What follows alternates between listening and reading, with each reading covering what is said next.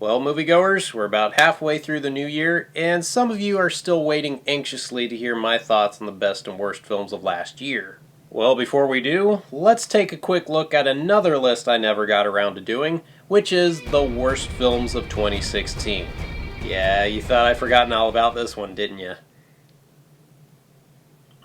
Well, you certainly waited long enough, so let's start things off with my number 10 pick, Independence Day Resurgence, a long overdue yet disappointingly half-baked follow-up that original star Will Smith was wise enough to bow out of, only to headline an even bigger turkey later on, but we'll get into all that momentarily. My number 9 pick is Gods of Egypt, an early contender for being this decade's Battlefield Earth, in the sense that it could honestly be enjoyable to watch for just how epically bad it all is. My number 8 pick, The Disappointments Room, on the other hand, does not belong in the same category, which seemed to be an automatic given, considering everything you need to know about this sorry excuse of a supernatural thriller is in the film's title. God's Not Dead 2 takes the number 7 spot for continuing to make a profit from debunked strawman arguments, while Zoolander 2 takes the number 6 spot for tarnishing almost everything that made the original worthwhile. My number 5 pick is 9 Lives, a family film that makes you feel even more icky and gross than when it first came out, for obvious reasons. Number 4 is North of the North, starring Rob Schneider as a talking, dancing, poorly rendered polar bear. At number 3, we have Dirty Grandpa,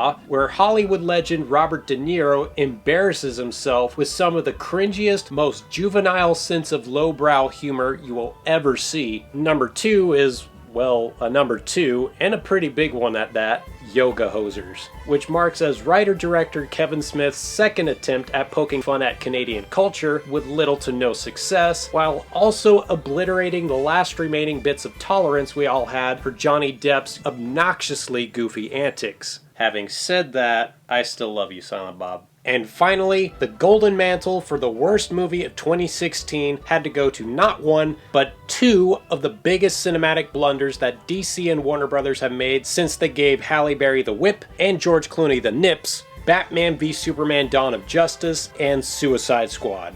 Yeah, I know a lot has already been said about these 2 films, and that each have their own set of devoted followers, which is totally fine, by the way, but my disdain for this narcissistically bleak interpretation of the DC universe could not be understated. And considering what I had prior on this list, that should tell you how strong my hatred towards these 2 films are. Unless, of course, I need to give them another viewing. Save Martha! Nah, still stupid. You are evil!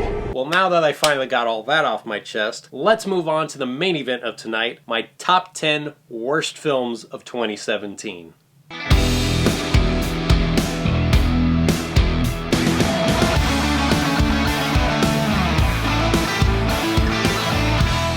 Number 10.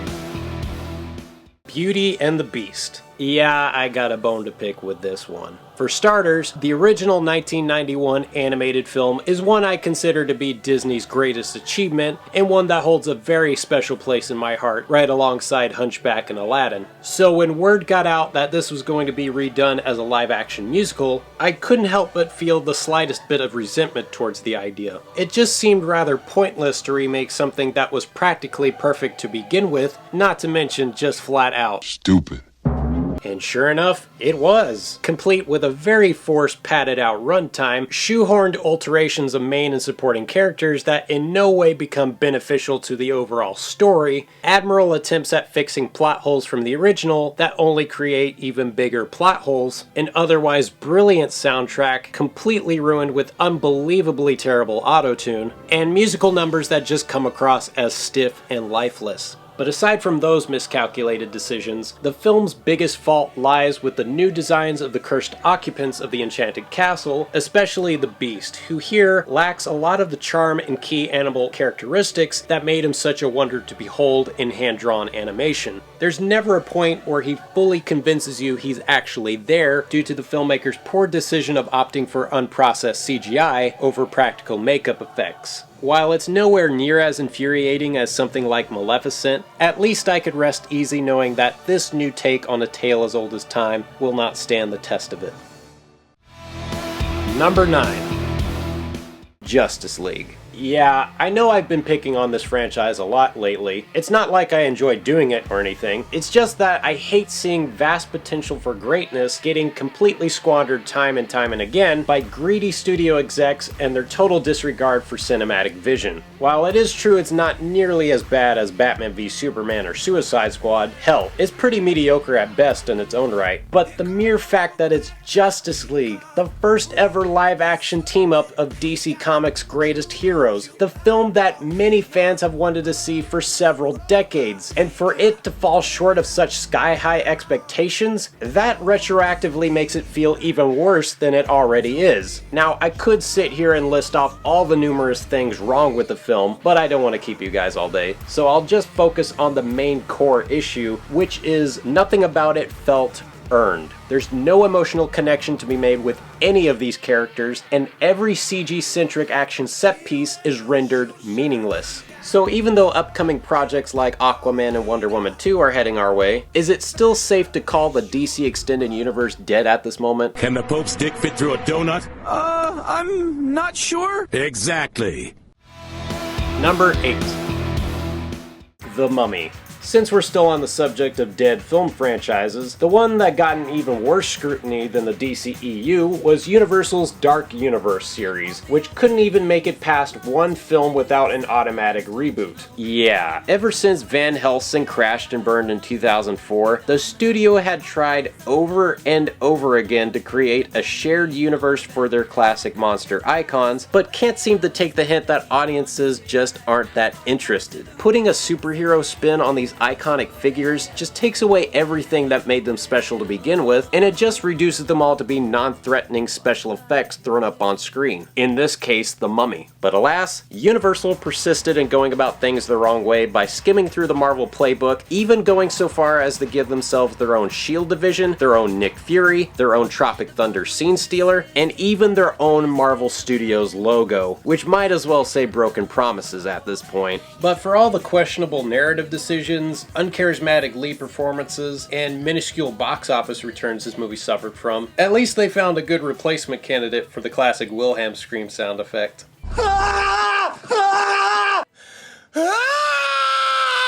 I'm telling you guys, that should be used more often in movies. Number 7.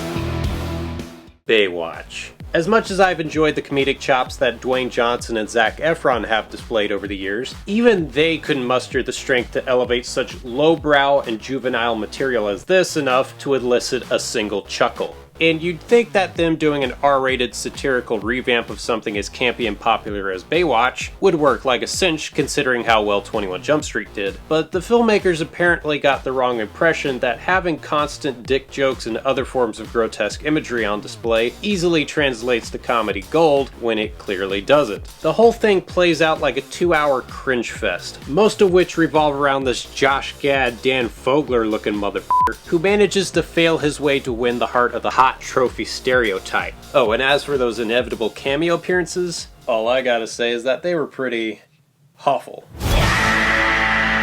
So who knows, maybe if this movie had come out 15 years prior with a more reasonable rating and a better team of comic writers, chances are it could have gotten a better reception. But as is, this Bay is definitely not worth the watch. Number 6. Rings.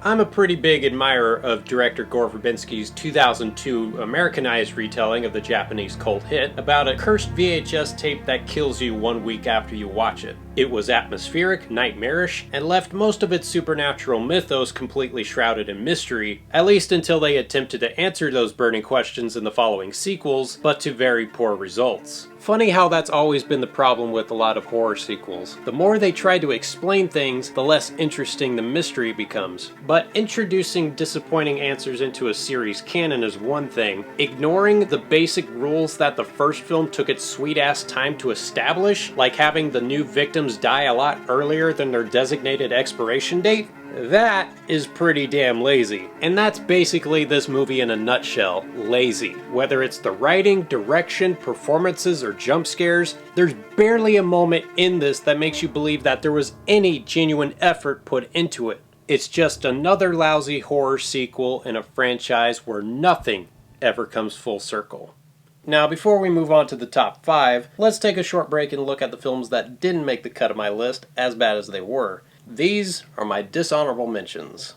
In alphabetical order, we have The Babysitter, a pretty lame horror comedy and the first of 2 Netflix originals you should kindly skip. The Book of Henry, an epic disaster of a family drama that you almost have to see to believe. Bright, the other skippable Netflix original from the same people who brought you these pieces of shit. The Circle, a misguided tech drama that should mark as another 50 points taken away from everyone's favorite Hogwarts student. Daddy's Home 2, an awful holiday special that somehow makes Christmas with the Cranks look a lot like Die Hard. The Dark Tower, another failure at cinematic world building that even manages to disappoint those who never even read Stephen King's classic novels. Monster Trucks, which is probably the greatest example since Shark Boy and Lava Girl for why you should never ever hire your kid to write your own scripts. Valerian and the City of a Thousand Planets, an otherwise gorgeous looking space adventure that sadly got undermined by its terrible writing and bland performances. Wish Upon, a teen horror flick so generic and forgettable that I almost couldn't bring myself to get mad over. And lastly, XXX Return of Xander Cage, a film that surely exists just to satisfy the only Red Bull guzzlin', X Games lovin', Vin Diesel fanboy out there who asked for this crap.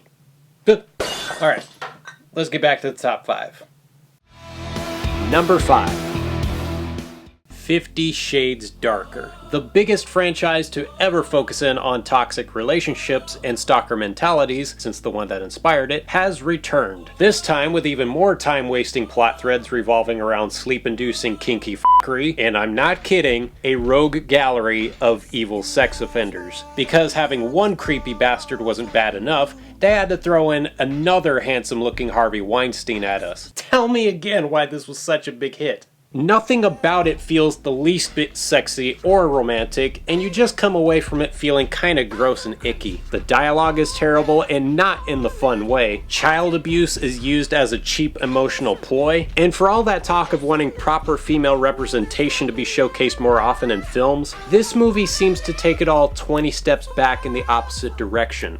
Oh, and just in case you're wondering, yes, I have already seen the last installment in the 50 Shades trilogy, and if I don't see anything worse later on this year, then it would be my absolute pleasure to give this series one last middle finger on the next Worst of the Year list.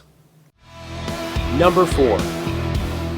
Resident Evil: The Final Chapter. Speaking of final entries, this was another franchise that I've wanted to see end for quite some time. Sure, these movies had their moments of goofy fun, the original is still a guilty pleasure of mine, but the one they chose to cap off the series with offers none of those redeeming qualities. It's almost as if director Paul W.S. Anderson took all of the notes he made while watching Mad Max Fury Road and just used them all to wipe his own ass. There is barely a frame in this movie that lasts more than 2 seconds, the editing is so bad. I'm kind of surprised nobody got into an epileptic fit from it. Now, I know that most movies based on video games are generally not where you go to find artistic value or stellar writing and performances, as they seem to only cater towards the action movie crowd. Not that there's anything wrong with that, but if your movie fails to conjure up at least one decent action set piece, then you really have no excuse of wasting 90 plus minutes of our time.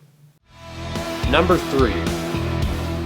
The Emoji Movie. What more can I say that hasn't already been said about what was arguably the single most hated film from last year? It had the audacity to cast Sir Patrick Stewart as a literal talking turd. It features some of the lamest jokes and the most obnoxious movie characters to ever make it on the silver screen. And it just makes you feel sad and a little depressed that something like this even got made in the first place. It really is the soulless corporate marketing cash cow we all feared the Lego Movie would turn out to be, but a million times worse. But if there's anything positive to say about it, I guess it would be for the fact that it inadvertently led to this douchebag's career dismemberment. But aside from that, why didn't I rank this as my number 1 pick, you might ask? Well, take a gander at these next 2 films.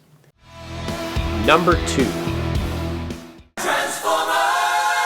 Again, what else can I say that hasn't already been said? This is the 5th Michael Bay directed Transformers movie, and as far as I can tell, it's the exact same movie with the exact same premise, with the exact same explosions we've been getting for the past 10 years. I mean, I get it's supposed to be a big silly giant robot movie you're not supposed to take so seriously, but did we really need to involve Harriet Tubman, the Nazis, and King Arthur with the history of the Autobots? Did we really need to see Anthony Hopkins go full-on Tommy Wiseau on an unsuspecting Mark Wahlberg? Anyway, how is your sex life? It's been a while. Did it really need to be presented in a multitude of constantly changing aspect ratios? And did it really need to be 2.5 hours long? Everything I just mentioned is too stupid to even justify such a bloated and nonsensical runtime. There has never been a single sign of growth or maturity to be found in any of these damn movies, and I came fairly close to ranking this as my number 1 due to how much of a pain it was to sit through.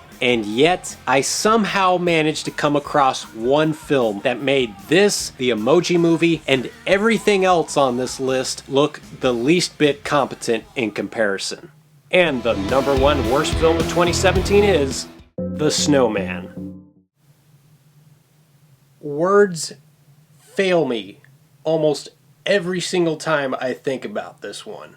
At face value, it would seem like a perfectly fine murder mystery based on a best-selling series of detective novels with a ton of A-list talent involved like Michael Fassbender, J.K. Simmons, Rebecca Ferguson, Val Kilmer, Martin Scorsese as producer, his longtime editing partner Thelma Schoonmaker, and Thomas Alfredson, director of one of my all-time favorite movies, Let the Right One In. But somehow, they all wound up making the single most inept, indecipherable, and incomplete films to be released by a major Hollywood studio in quite some time. It is almost impossible to fully illustrate the sheer deformity of this Frankenstein creature of a movie without recommending it to be viewed in college film courses. The fact that it got the okay to be released in its current state alone is enough to keep me up at night. To the best of my knowledge, the production schedule for this film was so short that 15% of the script was left unfilmed, which resulted into a very incomprehensible final cut, with whole scenes clearly missing and character motivations left relatively unclear. And because of its poorly strung together layout, your focus begins to shift away from trying to figure out what the hell is happening in the plot towards the most bizarre aspects of the film. A few examples include the main killer randomly dancing to the popcorn song, because that's what serial killers do apparently, an out-of-nowhere appearance by a victim's twin sister that just boggles the mind, the horrible English accent that J.K. Simmons decided to test out, the even worse Jimmy Stewart sounding voiceover they used to dub over poor old Val Kilmer's dialogue, "You can be my wingman anytime," and of course, the seemingly defining aspect of this failed project, the name of our main protagonist.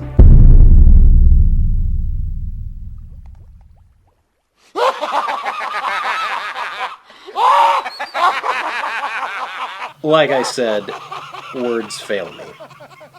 This was one of the most bafflingly dull, yet fascinating cinematic monstrosities I've ever laid eyes upon, as well as the primest example for how not to make a movie in this day and age. And that, for me, is enough reason to consider The Snowman as the absolute worst film of 2017. And those were my picks for the worst films of 2017 and 2016 at long last. Did you agree or disagree with my picks? Well, feel free to share your thoughts in the comments down below and tell us what your least favorite films of last year and the year before that were. Stay tuned for the best films of 2017 and 2016 video, which should come out eventually. But until then, I'm the host, and thanks for watching.